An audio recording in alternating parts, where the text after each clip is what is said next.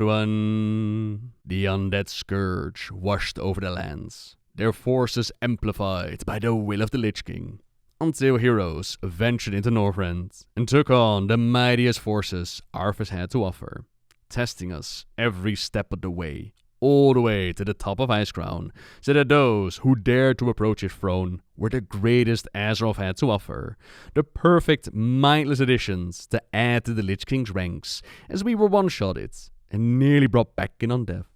The tables were quickly turned when Tyrion Fordring called upon the Light's blessing to shatter his bonds, shattering Frostmourne and saving us from a gruesome fate. The Lich King's reign had come to an end, until we were told, without its master's command, the restless Scourge will become an even greater threat to this world. Control must be maintained. There must always be a Lich King.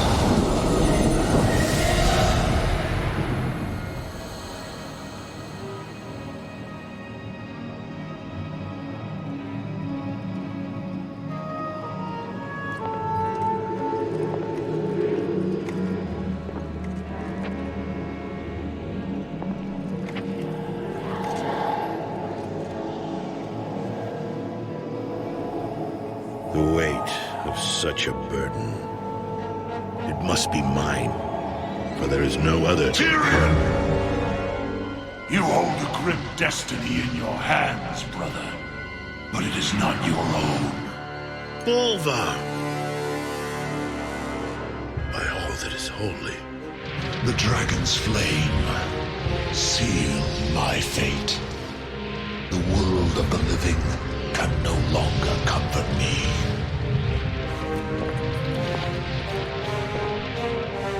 Place the crown upon my head, Tyrion. Forevermore, I will be the jailer of the damned. No, old friend. I cannot. Do it, Tyrion! You and these brave heroes have your own destinies to fulfill.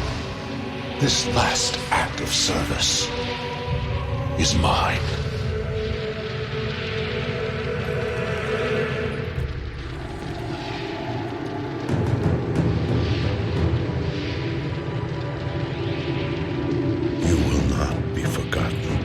I must be forgotten, Tyrion. If the world is to live free from the tyranny of fear, they must never know what was done here today.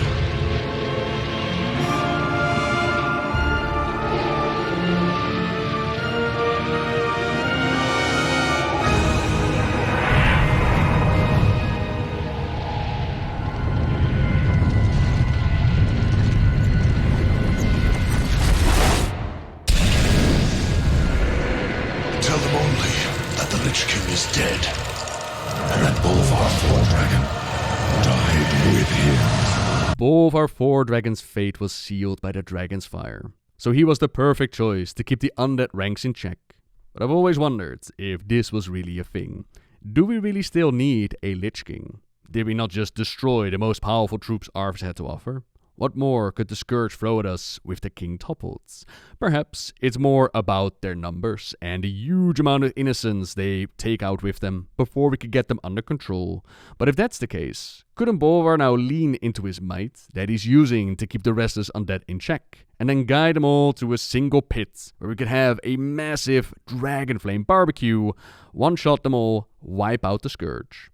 Probably not, because that never happened, and Bolvar stayed on the throne. We would see him work together with the new horseman and the Death Lord during Legion. See him staying busy, trying to keep the darkness in check. Now added with the darkness of a jailer trying to break out of the maw. Sylvanas Windrunner was also in the jailer's corner, working very hard on setting us all free. And for that goal, she too returned to Icecrown. You are unfit to wear this crown.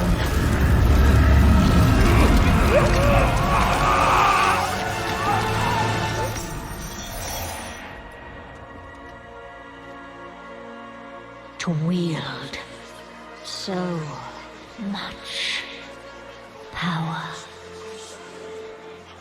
That power will be your prison. This world is a prison.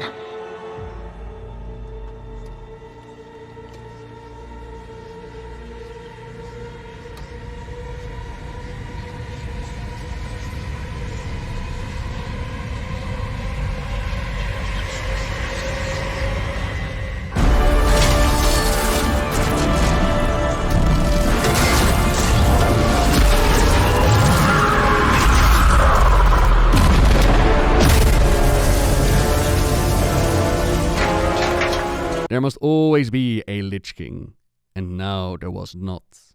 What did this mean? Did the mindless undead horde of Scourge suddenly wash over the lands and take us all out? Yes.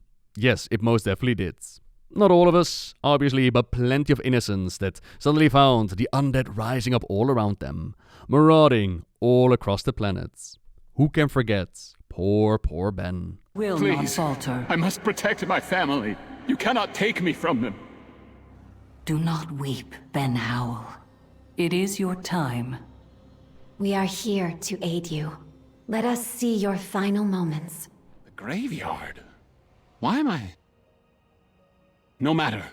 I should get home to see if my wife needs anything. Incredible. But nothing seems amiss. Are we truly witnessing his final moments? In time you shall see.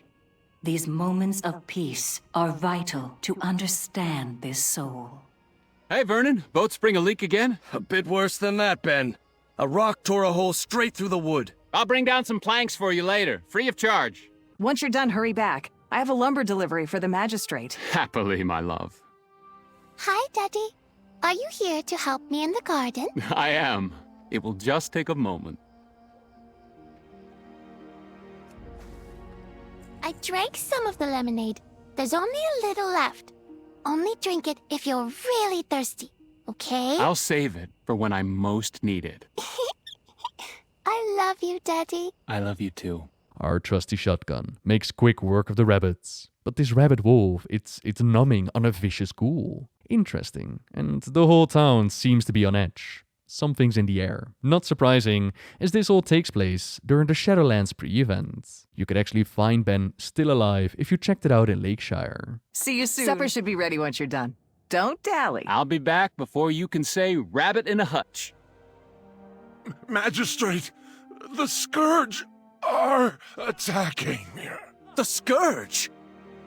We must protect the townsfolk. Bailiff, sound the bells. The town hall is our best hope for survival. I'll start making preparations. The Scourge!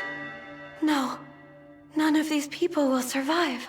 There is no time to evacuate. All Ben can do is board up the windows, warn as many citizens as he can to hide in the town hall. If only the champions of Azeroth just weren't too busy farming a bag right now.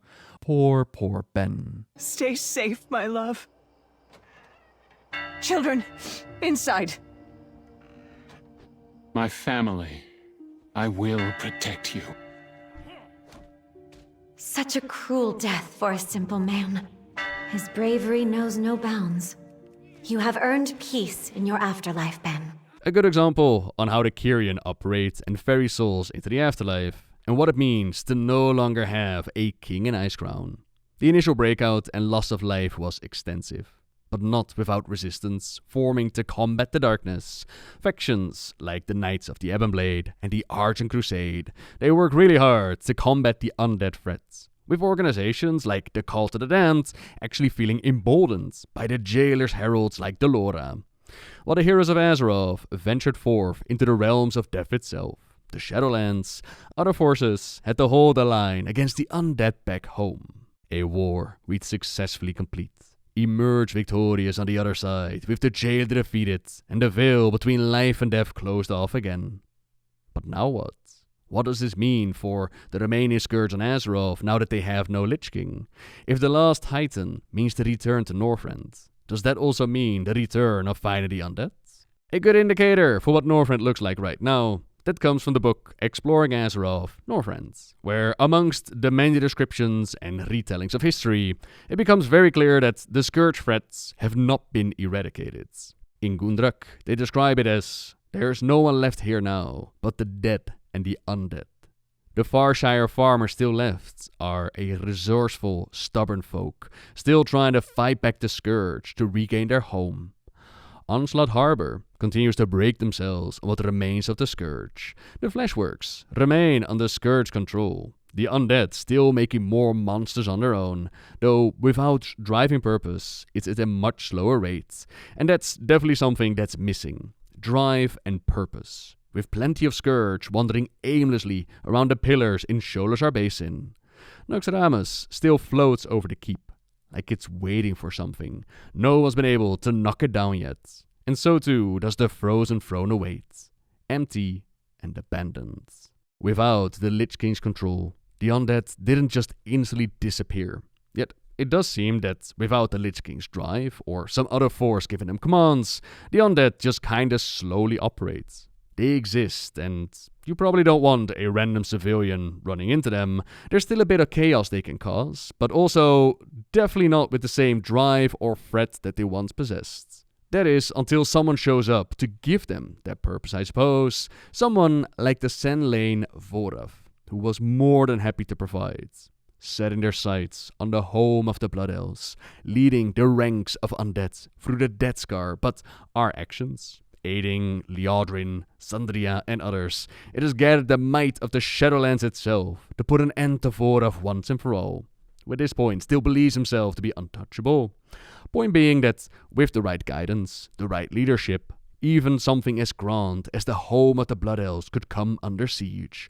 Lor'themar believes it best to inform the Ebonblade of what transpired, as what happened here, the Scourge causes such problems. It surely means that in Northrend, it may be even worse. For Quel'thelas. For Quel'thelas. That, in a nutshell, is what we know about the current Scourge activity, which, admittingly, isn't a whole lot. It seems like it's a sleeping army waiting to be taken control of by someone to then pinpoint their units at a target, which left me wondering, if I think about the Scourge, then what names or things come to mind, and what exactly happened to them, what happened to these locations? Beings like Kel'thuzad and the Cult of the Damned. Well, the Cult of the Damned, as I mentioned, they rallied behind Herald the Lora with the Shadowlands. So I imagine they are similar to something like the Twilight Dagger or the Primalist. They're a faction easy to rise up from the shadows if and when their star rises. Kel'thuzad was not so lucky, as we took him on during the Shadowlands for like the third time in total, and this time we also made sure to dispose of his phylactery form. So I imagine that we gave Kel'thuzad his true death, but, you know, this is Warcraft after all. Does anything ever truly stay dead? No! Impossible! Death answers to me! At Stratholme, I would have guessed that this city, with its infinite fires and red clouds hovering above, that it would be uninhabitable, but nothing could be further from the truth, according to Exploring Azeroth, Eastern Kingdoms. For the destroyed city, Stratholme is very active. In addition to the now undead citizens, there are a few yet living, surviving, somehow.